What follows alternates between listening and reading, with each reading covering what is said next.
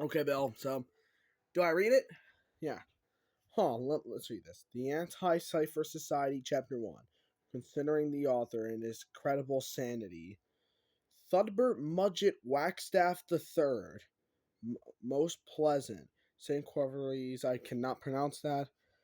7 something? Or 8 after a night of pondering? How? Not how reality works. Remember I said reality is an illusion? Oh, right. That kind of makes sense. Okay. Okay, we'll add on to lore about your story, right?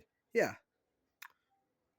When LO, the church bells go silent and the paper boys cease their infernal braying, the modern gentleman, weary from his toils and to doze, it is, and that fiend of the mind, the phantom of the wit known as William Lucifer, makes his delivery known.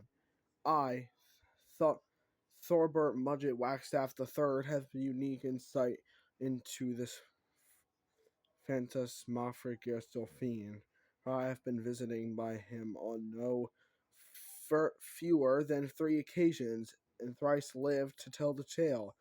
As I am aware, the reader may think me prone to suspicion in a possession of trustworthy skull shape. I shall heretofore disabuse the skepticism, and by sharing my extra tale. Bill, that kind of makes no sense. Read on. Right. It all began on an gentlemanly caller. It all began on the evening of February 3rd, 1901. I had been tasked by my boss with inventing an advertising slogan for a new client, Whiteman's mustache wax and horse calming tonic. My submission. Whiteman's there's no evidence that it's poison was sound was soundly rejected, and an entire typewriter had heved at my head. Heavid had my head. One more sew up like that, and I might find myself out in the cobblestones. A suitable slogan required. So I paced my polar organized competition, sniffing the architects and wallpaper as I often did for inspiration. Found myself drifting sleep in my reverie. I had a vision. A geometrical phantom appeared before me, shaped as a triangle with a powerful muscular top hat and beautiful feminine eye.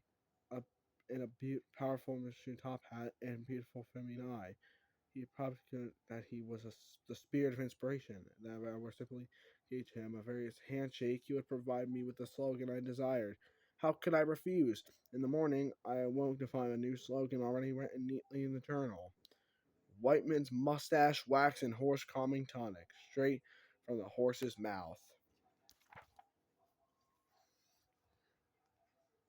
Sure enough, when I relayed the slogan to my boss, his cigar fell from his mouth, so impressed as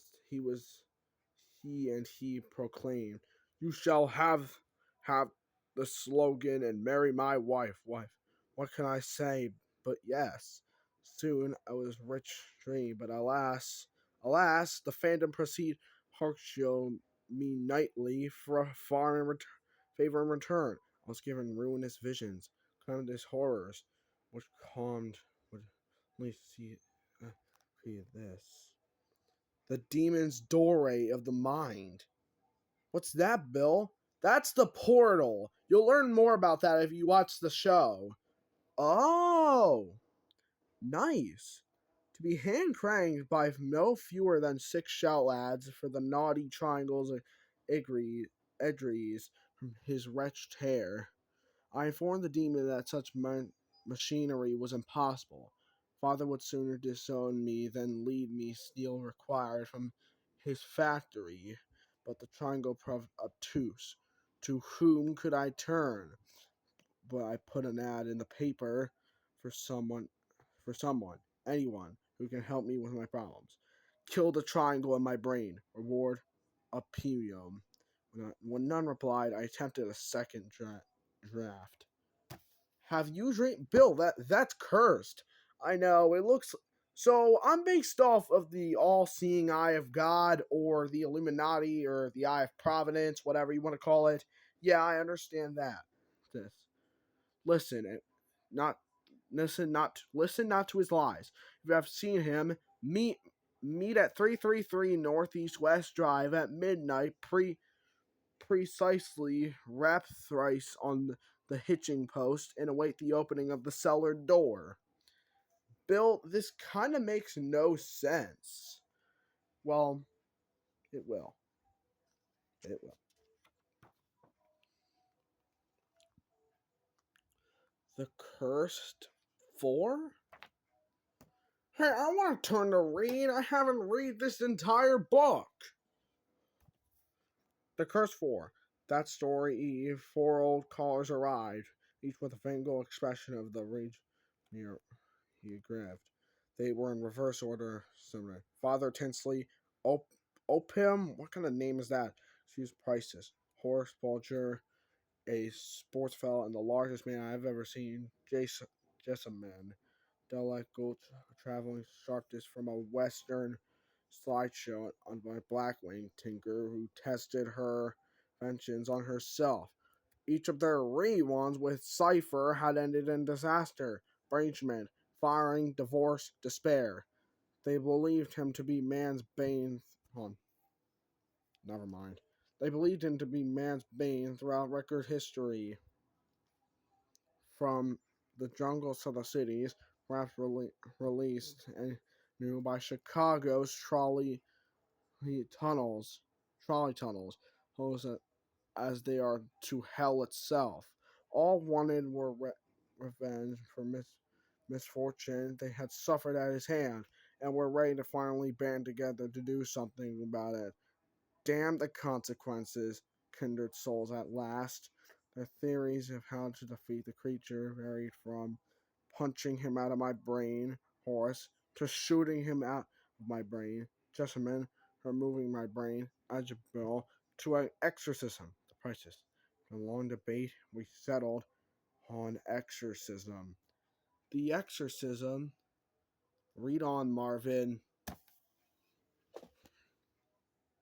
The Exorcism of William Lucifer. I never saw myself as the sort of fellow who would engage in the black arts. Fighting demons is not in my wheelhouse. What is in my wheelhouse, like that most proper fellows in my collection of all manner marvelous wheels, but there comes to be a gentleman must remove the dainty white gloves of peace and don the even genter white gloves of war. Opium had us in his thrall as he placed the necessary oils and salts around the table. The curtains were drawn so that no peeping Thomas might ipsy our cautery, and I covered up the portrait of Mother Lest. Justice by her gaze. Hand just gaze. Hands upon the spirit board. Oh, like the Ouija board. Yeah, that you had a few minutes ago. We were ready to begin. The planche that began our heart. The demon was near. Slowly the wooden letters. Eeny, meeny, miny, you. Bang!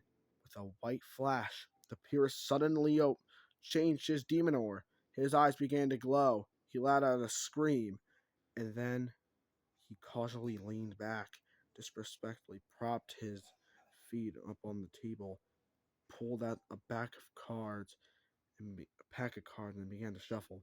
Lou, we were in the presence of the beast. Bill, read on. Not afraid. Upham possessed. Here's how this is gonna go down. You make my portal, and I eat you rich enough to start your own country. America's a fad anyway. After I take over, there will be plenty of wasteland that need to waste lores, and that could be you. What do you say? Four pistols have never been pulled upon. Oh, wait, hold on. Are we supposed to read? No. Four pistols have never been pulled upon. Paced more swiftly than his expression turned the door. Fine, you morons haven't seen it. Wait, hold on. Bill, we're supposed to start here. Oh my god. It doesn't matter. Just skip this page. Sorry. It's fine. I get a little easy tempered. But this is about Oppum and telling us about the wasteland, about America, how he can build a portal or something like that. Okay. The Anti-Cipher Society. My home will be our headquarters. My fortune, our funding. Wish to join us? Simply hold your right hand over your bosom, your left hand over your eye, and rotate this intention. The Anti-Cipher intention. I, your name, begin the sound of mind and body, and not currently possessed by any ghouls or hobbling goblins, do pledge my resolve to execute a wicked shape of the perverse pyramid, the fallen angel William Mischief Cipher. Now I shall toast his demise with a tall fourthly glass of delicious mercury, possible pleasant mercury. Our mission, to kill Bill Cipher.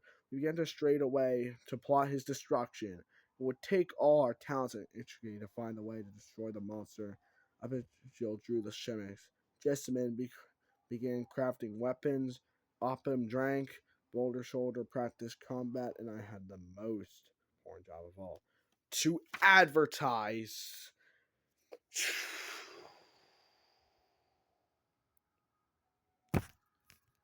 To be continued. Oh, where's Marvin and Jeffy? I need to warn them about the prophet. What are they reading? But down.